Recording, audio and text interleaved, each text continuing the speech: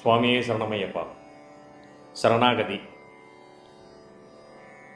நமக்கு வெளியே இருக்கக்கூடிய பகைவர்கள், அவர்களை அழிப்பதற்கு உடல் பலம் இருந்தால் போதும், தேவைப்பட்டால் ஏன் பணபலம் இருந்தால் கூட போதும், வெளியே இருக்கும் பகைவர்களை நாம் அழித்து விடலாம். ஆனால் நம்முள் இருக்கும் பகைவர்கள் யார்? நம்மிடம் இருக்கக்கூடிய தகாத குணங்கள், தகாத பண்புகள். அந்த தகாத பண்புகளை அழிப்பதற்கு இறைவனை ஆசிரித்தால் மட்டுமே முடியும். இறை வழிபாட்டால் இறைவனிடம் என்னை காப்பாற்று, அபயம், சரணம் என்று சரணாகதி பண்ணால் மட்டும்தான் உள்ளிருக்கும் பகைவர்களை அழிக்க முடியும். இதற்கு ஒரு சரியான உதாரணம் சொல்வதானால்,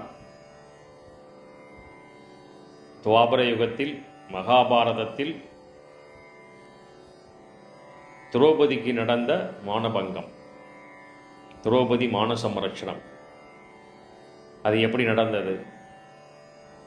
திரௌபதியை துச்சாதனன் அந்தப்புறத்திலிருந்து இழுத்து வருகிறான்.